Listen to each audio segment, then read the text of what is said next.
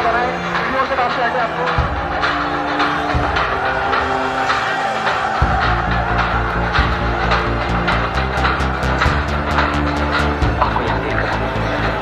Hello hello, आप लोग खामोशी तैयार करें, खामोशी तैयार करें, स्टेज से थोड़ा सा पीछे होने की कोशिश करें। मैं गुजारिश कर रहा हूं आप लोगों से थोड़ा सा पीछे होने की कोशिश करें।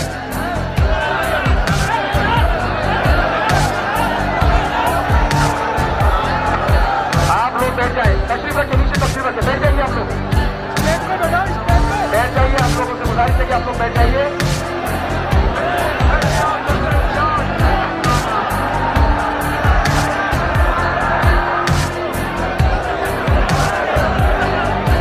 आप लोग बैठ जाइए, खामोशी तैयार करें।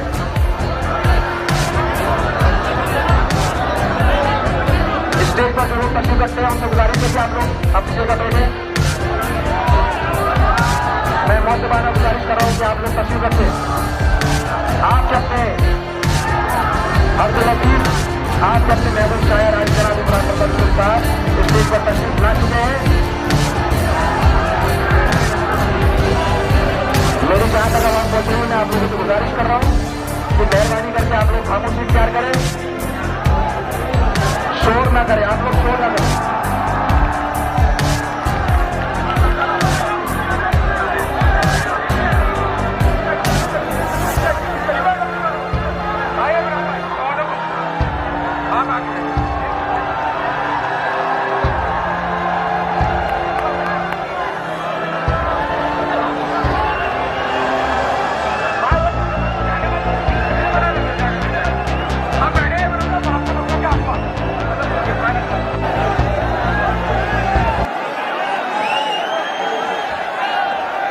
मौजूद मोहब्बतों के शहर बुरहानपुर की जिंदा दिल अवाम को सलाम करता हूं। न तेरा है न मेरा है, ये हिंदुस्तान सबका है। न तेरा है न मेरा है, ये हिंदुस्तान सबका है। नहीं समझी गई ये बात तो नुकसान सबका है। न तेरा है न मेरा है, ये हिंदुस्तान सबका है। नहीं समझी गई ये बात तो नुकसान सबका है। जो इसमें मिल गई नदियां वो दिखलाई नहीं देती, महासागर बनाने में मगर एहसान सबका है। तारीखी इकबाल चौक और उस पर मौजूद हजारों हजार नौजवान साथी बुजुर्ग, मुझे दूर से सुन रही मेरी माएं बहनें, सबको सलाम करता हूं। लंबे अरसे के बाद आपके बीच में हाजिरी हुई है। आपसे ये कहने आया हूं कि मैं परसों जबलपुर में था, उससे पहले तेलंगाना में था, हैदराबाद में, और उसके बाद यहां आया हूं। यहां से फिर तेलंगाना चला जाऊंगा।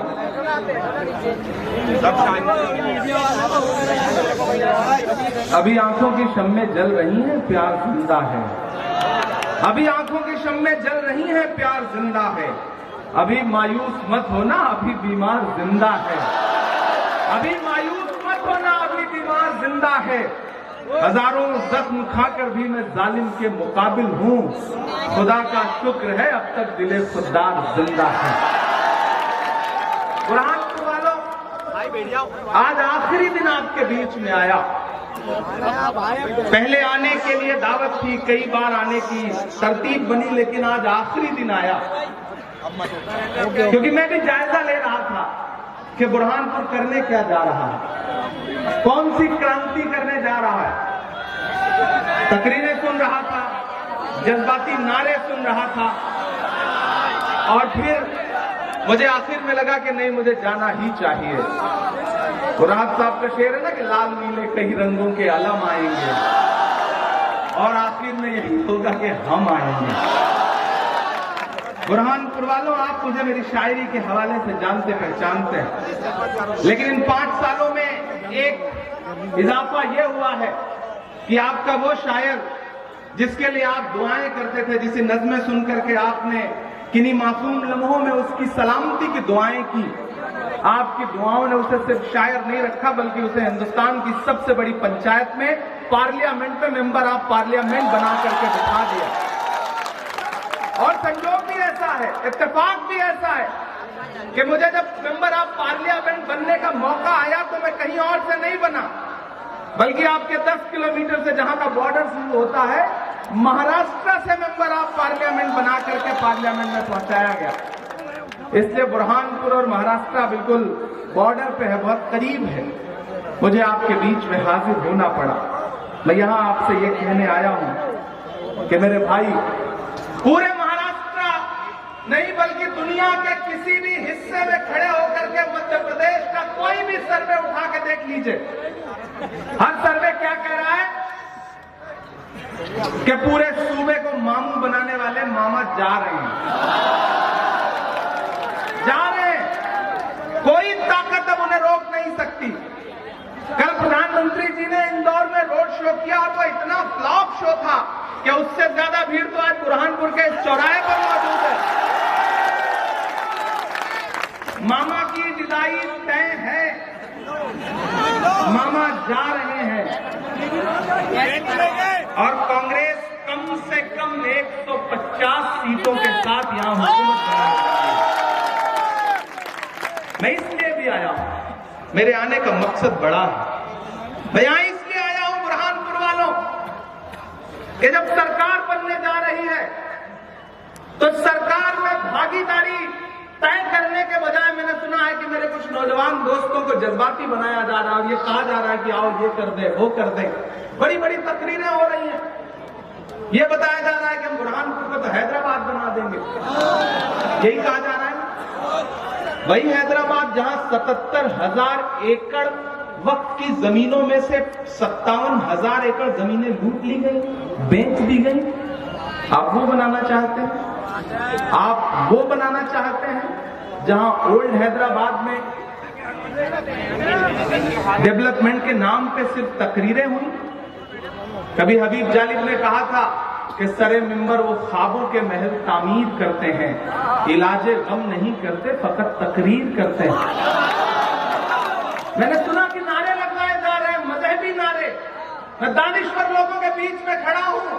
बुरहानपुर वालों, अपने मजहबी नारों को सियासी जलसों में लगाना बंद करो, वरना इतना बड़ा नुकसान है कि आने वाली नस्लें उसका भुगतान नहीं कर पाएंगी। सियासत अलग चीज है, मजहब अलग चीज है। जब तुम यही तवक्को भाजपा से करते हो तो फिर किसी और से क्यों उनके साथ शामिल होते हो? यही तवक्को तो भाजपा से करते हो ना कि भाजपा धर्म का इस्तेमाल राजनीति के लिए करती है, तो जो मजहब का इस्तेमाल सियासत के लिए कर रहे हैं उनके साथ कैसे खड़े हो गए आप लोग? कहां चली गई समझदारी? मैं मेरे भाई मैं ये कहने आया हूं कि हुकूमत बनने जा रही है। मैं जानता हूं आपकी नाराजगी थी, एक मकाम पर कहीं आपका गुस्सा सही भी हो सकता है, मैं उससे इनकार नहीं करता, लेकिन टिकट सिर्फ विधानसभा का नहीं होता है, और भी टिकट होते हैं, और भी टिकट होते हैं। यहां आकर के आपके बीच में कहा जा रहा है कि कांग्रेस ने दिया क्या आपको? जिसका नाम राजा सिंह है, पहले उसे हरा लीजिए, फिर हराने की बात कीजिए। और वो किस तरह के भाषण देता है सुना है? अल्लाह के रसूल की शान में कैसी बातें करता है, गालियां देता है। लेकिन मजे की बात यह है बुरहानपुर वालों की, उसे हराने की कोशिशें तो छोड़ो, उसके खिलाफ कैंडिडेट तक नहीं देते, उसके खिलाफ कैंडिडेट तक नहीं देते। नहीं दिया है, इस बार उठा के चेक कर लीजिए, नहीं दिया। मैं हैदराबाद में ही था, अभी हैदराबाद से ही लौटा हूं, फिर हैदराबाद जाऊंगा। मैं आपसे ये कहना चाहता हूं मेरे भाई कि हाँ, गुस्सा होना चाहिए। आपका गुस्सा एक मकाम पे, मैंने कहा ना, हो सकता है सही भी हो, लेकिन वे कह रहे हैं कि कांग्रेस ने पिछले 70 साल में कांग्रेस ने मुसलमानों को, अक़लियतों को दिया ही क्या है। मैं बताता हूं क्या दिया। वो कांग्रेस पार्टी है जिसने डॉक्टर जाकिर हुसैन को इस देश का राष्ट्रपति बनाया। वो कांग्रेस पार्टी है जिसने फखरुद्दीन अली अहमद साहब को इस देश का राष्ट्रपति बनाया। वो कांग्रेस पार्टी है कि जब बंटवारे के वक्त दोनों तरफ लहू लहू मंजर थे तो पंडित जवाहरलाल नेहरू आगे बढ़े और उन्होंने मौलाना आजाद को अपने सीने से लगाया और देश का पहला शिक्षा मंत्री बनाया। वो कांग्रेस पार्टी भी है जिसने रफी अहमद किदवई साहब बड़े नेता को इस देश का पहला कृषि मंत्री बनाया। वो कांग्रेस पार्टी ही है जिसने सैयदा अनवरा तैमूर को असम का मुख्यमंत्री बनाया। वो कांग्रेस पार्टी ही है जिसने अब्दुल गफूर साहब को बिहार का मुख्यमंत्री बनाया। वो कांग्रेस पार्टी ही है जिसने बरकतुल्लाह साहब को राजस्थान का मुख्यमंत्री बनाया। वो कांग्रेस पार्टी ही है बुरहानपुर वालों जिसने अब्दुल रहमान अंतुले को महाराष्ट्र का मुख्यमंत्री बनाया। वो कांग्रेस पार्टी ही है जिसने सलमान खुर्शीद साहब को इस देश का विदेश मंत्री बनाया। वो कांग्रेस पार्टी है जिसने एक एंटनी साहब को इस देश का रक्षा मंत्री बनाया। वो कांग्रेस पार्टी है जिसने ज्ञानी जैन सिंह साहब को इस देश का राष्ट्रपति बनाया। और वो कांग्रेस पार्टी है जिसने दिल खामोश से रहने वाले सरदार मनमोहन सिंह को उठाया और उन्हें देश का प्रधानमंत्री बनाया। अक़लियतों का मतलब सिर्फ मुसलमान नहीं होता है। अक़लियत में 6 कम्युनिटीज आती हैं, मुसलमान, सिख, ईसाई, जैन, पारसी, बौद्ध। मुल्क सबसे मिलकर बनता है। मेरे भाई, मैं नहीं आता, यकीन जानिए मैं नहीं आता। अगर मुझे ये इल्म हो गया होता या मुझे ये सर्वे में पता चल जाता या फिर मैं इस बात की पुख्तगी कर लेता कि कहीं कोई मामला बनने जैसा है तो मैं नहीं आता। बमुश्किल 8,000, 10,000, 15,000 वोट काटने की बात है बस। पिछली बार शेरा जी कितने वोट से जीते थे? अब सोच लो अगर उसी में से 5-7, 10,000 वोट काट लिया तो क्या होगा? नुकसान होगा ना, बड़ा नुकसान होगा। उस नुकसान को हम झेल रहे हैं। हम उत्तर प्रदेश से आ रहे हैं, हम झेल रहे हैं। हमने देखा है कि कैसे 2-2 हजार वोट काट करके किस तरह से सेकुलर पॉलिटिक्स को नुकसान पहुंचाया गया। हमने देखा है बिहार में किस तरह से नुकसान पहुंचाया गया। और एक बड़ी बात कहता हूं कि हुकूमत बन रही है, हुकूमत में भागीदार बनो। आपको नए झंडे उठाने का बहुत शौक रहता है। हमारी कौम का अजीब मिजाज है, बागी है ये कौम, मैं जानता हूं, लेकिन इसे समझाना पड़ता है तो समझती भी है। मेरे भाई, नए झंडे उठाने से कोई बहुत बड़ा फायदा नहीं होने जा रहा है। वहां भी सिर्फ तकरीरें हैं, तकरीरों के अलावा कुछ नहीं है, झूठी तकरीरें हैं। मैं जिम्मेदारी से कह रहा हूं, जिम्मेदारी से कह रहा हूं।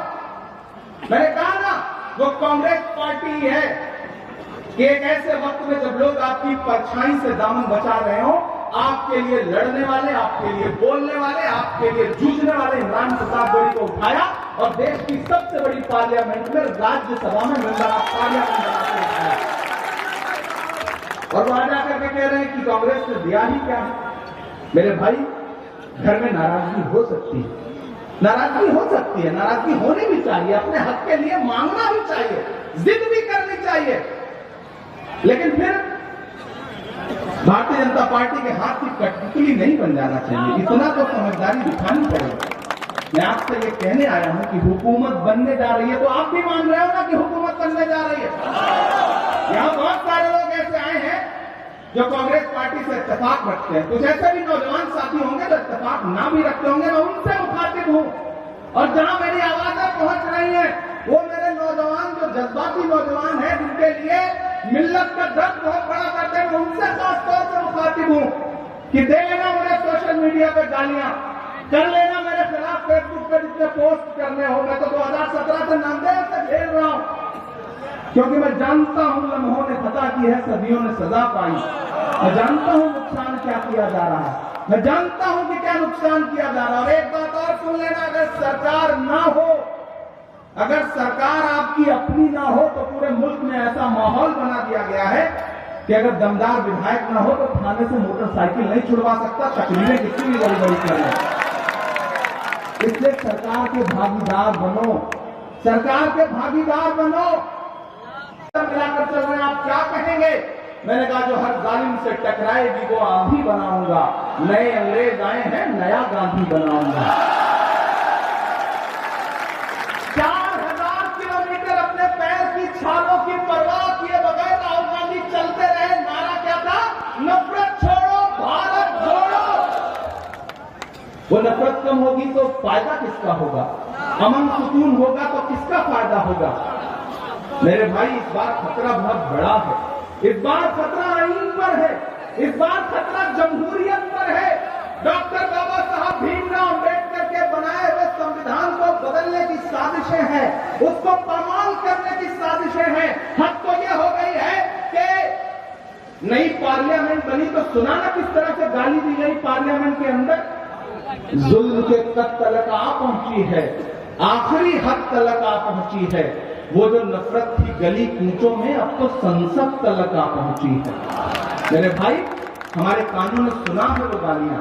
इसलिए मैं कहने आया हूं आपसे, ये इलेक्शन सिर्फ मध्य प्रदेश में हुकूमत बदलने का इलेक्शन नहीं है बुरहानपुर वालों, ये 2024 का सेमीफाइनल है। अपना मकसद बड़ा करो, अपनी सोच बड़ी करो। एक विधायक चुनने का इलेक्शन नहीं है ये 2024 में दिल्ली में सरकार बदलने का सेमीफाइनल है। और अगर चूकोगे तो नुकसान होगा, पछताओगे। मैं इसलिए आपके सामने अपना दामन फैला के ये कहने आया हूं कि सरकार बनने जा रही है, सरकार बनने में भागीदार बनो। आपकी जो नाराजगी है वो सबके नॉलेज में है, एक एक नेता के नॉलेज में है। मेरी सबसे बात हुई है और मैं वादा करता हूं बुरहानपुर वालों कि उसकी भरपाई भी की जाएगी। सरकार बनने दीजिए, इस बुरहानपुर को कुछ ऐसा दिया जाएगा कि बुरहानपुर भी कहेगा कि हुकूमत में उसकी जोरदार भागीदारी है। ये मैं आपसे वादा करता हूं। आपने मुझे अपना नुमाइंदा बना करके, आपने अपनी मोहब्बतों के बदौलत मुझे पार्लियामेंट में बैठाया है, पीएपी सेल का माइनॉरिटी चेयरमैन, नेशनल चेयरमैन बनाया है। तो मैं आपसे वादा कर रहा हूं कि जिस दिन आपके मसलों पर लड़ने की जरूरत पड़ेगी, मैं आपके पाले में खड़ा नजर आऊंगा, सियासत के पाले में खड़ा नजर नहीं आऊंगा। ये मेरा आपसे वादा है। मैं इसलिए कहने आया हूं मेरे भाई, सुरेंद्र जी चुनाव जीत रहे हैं। थोड़ी सी अगर कोर्ट कसर रह गई तो अगले 5 साल कितना पछताना पड़ेगा, सोचा है ना? तो कोर्ट कसर मत छोड़िए। वो जो तकरीरें करता है उसका नाम पता नहीं लग जाएगा, नाम लूंगा नहीं, जानता है ना? वो दोनों टांगे ऊपर कर लेता है, नासिर बैठा है, इस बात को जानता है। जानते हो क्यों कर लेता है? उसे लगता है कि रात में जब आसमान टूटेगा तो मैं अपनी टांगों से आसमान रोक लूंगा। उसे लगता है कि दुनिया चल रही है तो मेरी वजह से चल रही। नहीं भैया, आपकी सिर्फ तकरीरें चल रही है, आपका सिर्फ धंधा चल रहा है, आपकी सिर्फ दुकान चल रही है। मैं जानता हूं जितना हमला उनको बीजेपी पे करना था, उससे ज्यादा कांग्रेस पे हमला। कांग्रेस ने ये किया, कांग्रेस ने वो किया। अरे मेरे भाई, कांग्रेस ने 70 साल में क्या किया? यही सवाल तो नरेंद्र मोदी जी भी कर रहे हैं। वो दिन पार्लियामेंट में खड़े होकर के मोदी जी कह रहे थे, बताइए कांग्रेस ने 70 साल में आपने क्या किया? अटल के साथ मुड़े, बोले इमरान मत बताना, बता दोगे तो ये उसको भी बेच देंगे, इनका काम सिर्फ बेचने का। ये भाजपा के लोग हमसे 70 साल का हिसाब मांगते हैं, 70 साल का हिसाब मांगते हैं।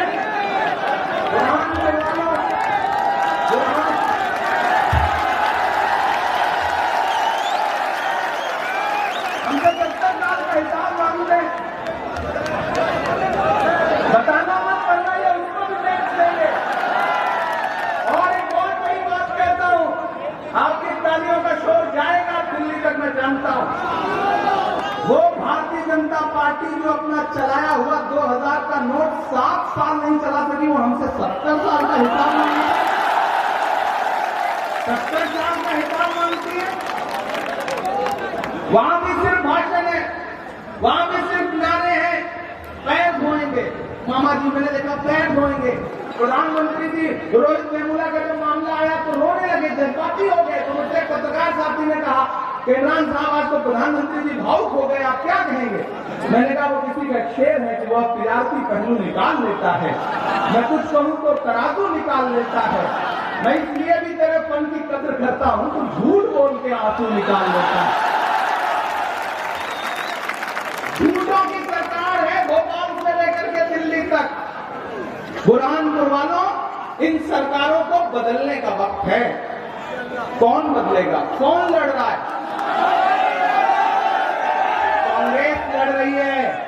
जिम्मेदारी से कह रहा हूं कि कांग्रेस लड़ रही है, बाकी सब भाषण दे रहे हैं, कांग्रेस जमीन पे लड़ रही है। 4000 किलोमीटर का मतलब समझते हैं आप? पैदल 4000 किलोमीटर। मेरे पैर के 10 जो उंगलियां हैं उनमें से एक में भी नाखून नहीं बचा था, जबकि मैं पूरा 4000 नहीं चला था, बल्कि तो 2500 किलोमीटर ही चला। सोचिए राहुल गांधी 4000 किलोमीटर चलता रहा वो शख्स, सिर्फ इसलिए कभी नफरत कम हो जाए। मेरे भाई, आप तो इस बात पर यकीन रखते हैं, आप तो इस बात पर ईमान रखते हैं कि मजदूर की मजदूरी उसका पसीना सूखने से पहले उसे दे दी जाए। रखते हैं इस बात पर ईमान की नहीं? रखते हैं इस बात पर ईमान ना? तो मेरे भाई, मैं राहुल गांधी की उस मोहब्बत के लिए आपसे वोट मांगने आया हूं, अपना दामन फैला करके। आपके शहर से भी गुजरी थी वो यात्रा, आपके शहर से भी गुजरी थी वो यात्रा, आपने दामन फैला करके राहुल गांधी को मोहब्बतें दी थी। अगर खुदा न खास्ता कोई गलती हुई तो राहुल गांधी के दिल पे क्या गुजरेगी? मैं तो उस शहर से आया था, मोहब्बतें समेट करके उस शहर में मुझे ठुकरा दिया, क्या ये अच्छा लगेगा? नहीं लगेगा। मेरे भाई, जब कर्नाटक में नफरत के बाजार में मोहब्बत की दुकान खुल गई है तो मध्य प्रदेश में तो शोरूम खुलना चाहिए। शोरूम खुलना चाहिए। शोरूम खुलेगा। और एक बात समझ लेना, तकरीरों के नाम पर कितना भी जज्बाती किया जाए, लेकिन एक प्रैक्टिकल बात बताता हूं, आपके 90% मामलों के हल उसी दिन हो जाते हैं जिस दिन सरकार बदल जाती है। अधिकारियों के मिजाज बदल जाते हैं, सोच बदल जाती है। तो मेरे भाई, विधायक नहीं, सरकार बदलो। विधायक नहीं, सरकार बदलो। सरकार बदलने के लिए वोट करो। पूरा मध्य प्रदेश, पूरा तेलंगाना, पूरा राजस्थान, पूरा छत्तीसगढ़ एक सुर में कांग्रेस के साथ खड़ा है। मध्य प्रदेश में एक एक इलाके में दलित हो, अल्पसंख्यक हो, बहुसंख्यक हो, पिछड़े हो, एकजुट होकर के कांग्रेस पार्टी को वोट कर रहे हैं, क्योंकि उन्हें पता है कि सरकार बदलना है। इस बार ये व्यापम वाली सरकार है, ये झूठों की सरकार है। इस सरकार को बदल के रख देना है। और एक बात और आपसे कहता हूं कि जब जंगल में आग लगती है, बहुत संजीदगी से इस बात को ले जाना कि जब जंगल में आग लगती है तो न तो वो बरगद बचते हैं जो हवा को आंधी में तब्दील करते हैं, और न वो बांस बचते हैं जो आपसी रगड़ से चिंगारी पैदा करते हैं। याद रखना मेरी इस बात को। मैं बहुत संजीदगी से आपसे ये बात कहने आया हूं कि मेरे भाई, ये इलेक्शन बहुत अहम है। ये इलेक्शन बहुत जिम्मेदारी का इलेक्शन है। खूब जाइए, नारे अगर लग रहे हैं तो खड़े हो जाइए, ताली बजा लीजिए। आज के बाद 5 बजे के बाद तो वैसे भी नहीं जाएंगे, दुकान तो समझ ही जा रही है सबकी। अब तक जो किया तो किया, लेकिन अब आपका भाई, आपका शायर दोस्त जिसे आप पसंद करते हैं, जिसके लिए दुआएं करते हैं, वो आपसे ये कहने आया है कि हुकूमत में भागीदार बनो। जज्बाती बनना अच्छी बात नहीं है, हुकूमत में भागीदार बनना समझदारी भरा कदम है। और वो कदम यही है कि कांग्रेस के साथ चलना। कांग्रेस के साथ चलना है। सूबे में कांग्रेस की सरकार बनानी। मैं अगले थोड़ी देर आपसे ये कह रहा हूं कि या तो फिर यारियां नहीं होती या अदाकारियां नहीं होती, या तो फिर यारियां नहीं होती या अदाकारियां नहीं होती। जिसको चलना है आज साथ चले, रोज तैयारियां नहीं होती। चलना पड़ेगा साथ में। मैं अभी इंदौर से आया सुबह, रात में 5 बजे, 5:15 बजे की फ्लाइट थी दिल्ली से, फिर इंदौर उतरा। इंदौर से भाई माशाल्लाह क्या सड़कें हैं शेरा साहब आपके सूबे की। इंदौर से बुरहानपुर पहुंचने में ऐसा लग रहा था मैं सफर नहीं कर रहा हूं, बल्कि आखिरी सफर कर रहा हूं। सड़कें ऐसी हैं, और चैनलों में बैठ के भाजपा के नेता बताएंगे कि हमने तो चमचमाती सड़कें बना दी। मतलब झूठ बोलने में क्या कमाल की महारत हासिल है भाजपाइयों को। वो पिछले दिनों भाजपा के मंत्री एक गांव में पहुंचे, बोले गांव वालों बताओ तुम्हारी क्या समस्या है, हम सारी समस्या दूर कर देंगे। तो गांव वाले बुरहानपुर की तरह भोले भाले लोग थे, वो निकल के सामने आए। उन्होंने कहा साहब 2 समस्या है। बोले बताओ। बोले पहली ये है कि हमारे शहर में, हमारे गांव में हॉस्पिटल नहीं है। तो मंत्री जी ने अपना मोबाइल निकाला, डाटा पता नहीं किसको फोन पर, बोले कल तक यहाँ पे डॉक्टर्स आ जाने चाहिए, हॉस्पिटल खुल जाना चाहिए। फोन रख दिया। फिर बोले बताओ दूसरी समस्या क्या है। तो गांव वालों ने कहा साहब दूसरी समस्या यह है कि इस गांव में मोबाइल का कोई भी नेटवर्क नहीं है। ये है इनका झूठ। समझ में देर से आएगा, मैं जानता हूं। ये है इनका झूठ। इसलिए झूठ के खिलाफ खड़े होइए, सरकार बदलिए। ये जितने झूठे हैं इन्हें ये एहसास दिला दीजिए कि नहीं, मजहबी नारे हमारी मजहबी महफिलों के लिए है, सियासी महफिलों के लिए नहीं है।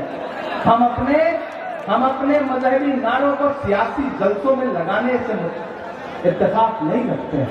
ये वही राजनीति है जो भाजपा कर रही है, ये वही राजनीति है जो इस मुल्क को बांटना चाहती है। एक तरफ 85% खड़े हो जाए, एक तरफ 15% खड़े हो जाए, ताकि दोनों की दुकान चलती रहे। लेकिन उस दुकान में आम आदमी के लिए न तो मोहब्बत है, न एकजुटता है, न प्यार है। ये वो शहर है जो गंगा जमुनी तहजीब का शहर है। ये वो शहर है जिसकी विरासत पर हिंदुस्तान नाज करता है। ये वो शहर है जिससे ताजमहल मंसूब है। ये वो शहर है। तो इस शहर की विरासत को बचाने की जिम्मेदारी भी आपकी है। मैं एक खुसूसी बात यहाँ के बुनकर भाइयों से कहना चाहता हूँ कि मैंने पार्लियामेंट में 3 मिनट आपके लिए आवाज उठाई और उसमें बुरहानपुर शहर का नाम दिया और मैंने ये कहा कि पूरे मुल्क में बुनकरों के उद्योग को तबाह किया जा रहा है। कांग्रेस पार्टी कैपिटल सब्सिडी देती थी 30%, इस सरकार ने वो बर्बाद कर दिया है। आने वाले वक्त में जब कांग्रेस की सरकार बनेगी, आपकी दुआ रही तो मैं सरकार का एक अहम हिस्सा रहूंगा दिल्ली में। तो मैं वादा कर रहा हूं कि मेरी कलम से, मेरे हाथ से, मेरी आवाज से जो सबसे बुनियादी काम होगा हिंदुस्तान में, वो बुनकर भाइयों के लिए होगा। ये मेरा वादा है। मैं राहुल जी का दामन पकड़ कर, राहुल जी का हाथ पकड़ के बुनकरों के लिए काम करवाऊंगा। मैं पूरे देश में बुनकर सम्मेलन कर रहा हूं। मैं बोकारो में कर चुका, रांची में कर चुका, भिवंडी में कर चुका, मालेगांव में कर चुका। अगला आप शेरा को जिता करके विधायक बना दीजिए, सूबे में सरकार बना दीजिए। जल्दी ही भारत जोड़ो बुनकर सम्मेलन यहां भी करेंगे हम लोग। ये हमारा आपसे वादा है। वक्त कम बचा है, थोड़ी शायरी भी सुना दूं, नहीं आप नाराज हो जाएंगे। जानता कि मत समझना डराने से डर जाएंगे। हमें लगना चाहिए कि बुरहानपुर बोल रहा है, बुरहानपुर की आवाज सुनाई पड़े। बैठो, आप बैठो। कि मत समझना डराने से डर जाएंगे, अब के सारी हदों से गुजर जाएंगे। मौत के नाम का खौफ देता है क्यों, मौत के नाम का खौफ देता है क्यों। मौत जिस रोज आएगी मर जाएंगे। मत समझना कि हमने ज़मज़म दिया, आबे गंगा दिया, हमने ज़मज़म दिया, आबे गंगा दिया। तुमने भारत को दंगा ही दंगा दिया, तुमने भारत को दंगा ही दंगा दिया। तुमने एक रंग के ख्वाब देखे मगर, अब तैयार रहना यहाँ से वहां तक, कि तुमने एक रंग के ख्वाब देखे मगर हमने हिंदुस्तान को तिरंगा दिया। ये तिरंगा, बुरहानपुर वालों, ये तिरंगा बदन पर लपेटे हुए एक दिन इस जमीन में उतर जाएंगे। मत समझना जो पेट्रोल डीजल 58 रुपए का था, उसे मामा ने क्या रेट में बेचा? 100 रुपए के पास। वो नारा याद है ना, बहुत बड़ी महंगाई की मार अब की बार मोदी सरकार, वो नारा याद है ना? गैस सिलेंडर कितने का बेचा? खाने वाला तेल जो 70 रुपए लीटर था, उसे कितने का बेचा? और तो और छोड़ो, टमाटर दिल्ली में 250 रुपए किलो बिका। एक दिन में अपनी गाड़ी में बैठ के पार्लियामेंट जा रहा था, तो पार्लियामेंट से 50 मीटर पहले प्रेस क्लब के पास मैंने देखा है टाटा 407 लगी है और सूट पहने हुए लोग, टाई पहने हुए लोग लाइन में खड़े हैं। तो मैंने अपने ड्राइवर से कहा, भाई रोक देखिए यहाँ पे क्या हो रहा है।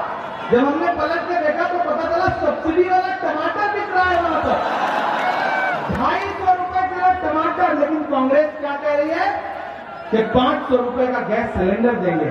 कांग्रेस क्या कह रही है, महंगाई कम करेंगे, पेंशन देंगे, ओल्ड पेंशन स्कीम लागू करेंगे। मेरे भाई, खवातीन के लिए क्या कह रही है कि हम उनके अकाउंट में पैसा देंगे। हम तो सरकार से, जो दिल्ली में बैठे हुए रहनुमा, उनसे यही कहना चाहते हैं कि कहां सोया है चौकीदार, कहां सोया है चौकीदार। पेट्रोल और डीजल की कीमत रही सैकड़ा मां, कहां सोया है चौकीदार, कहां सोया है चौकीदार। मैं तो शायर हूं, बोल देता हूं। सब कुछ बिकता देख के खुश है अपने जेपी नड्डा, जनता महंगाई की मारी करती हाहाकार, कहां सोया है चौकीदार, कहां सोया है चौकीदार। कई मुकदमे में यहाँ ऐसे हैं, मेरा नासिक औरंगाबाद से मेरे माइनॉरिटी डिपार्टमेंट में काम करता है, वो बता रहा था कि कई तो ऐसा है जो बता रहे हैं कि बस यही पार्टी है तो अल्लाह रसूल की पार्टी और वो पार्टी नहीं है। अच्छा, जो ये बात बता रहे हैं उनसे पलट के पूछ रहा कि मेरे भाई तुम ये बताओ कि पिछले कुछ दिनों पहले तुम वही अल्लाह रसूल वाली पार्टी छोड़ के समाजवादी में क्यों गए थे और फिर वापस क्यों लौट के आए? अगर अंतर्राष्ट्रीय मुद्दों पे बात करके वोट मांगना है तो फिर मैंने तो 2012 में फलस्तीन पे नज़्म लिखी थी। 2012 में तो मेरा हक तो 4 गुना बढ़ता है। मेरे भाई मैं फिर एक बात कह रहा हूं, हाँ मैं यही तो कहता हूं कि अपने जज्बात का सियासत में इस्तेमाल होने से बचाओ, बचाओ, बचाओ खुदा के लिए। बहुत शातिर लोग हैं, पूरे हिंदुस्तान में अक़लियतों के जितने बड़े नेता थे सब बर्बाद कर दिए गए या नहीं कर दिए गए। आजम खान का कसूर क्या था? जौहर यूनिवर्सिटी बनाई थी बच्चों को तालीम देने के लिए, जेल में है। बाकियों के हश्र देख रहे हो, लेकिन आज तक उनके यहां कभी ईडी गई, सीबीआई गई, इनकम टैक्स गया? नहीं गया। रेड कॉर्पेट बिछा है। क्यों बिछा है? क्योंकि भाजपा को फायदा है उन तकरीरों से। वो तकरीरें कब, कहां, कैसे बोली जाती हैं, कहां से कठपुतली की डोर संचालित होती है, मैं जानता हूं। बात करें,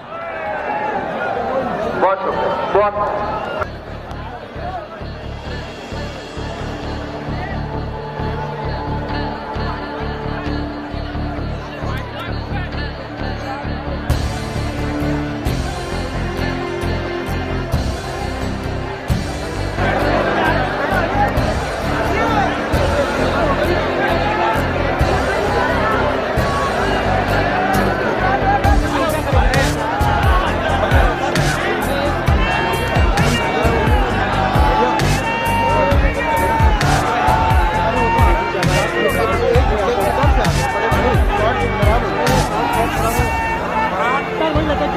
अरे भाई क्या कर रहे हैं, सामने आ गए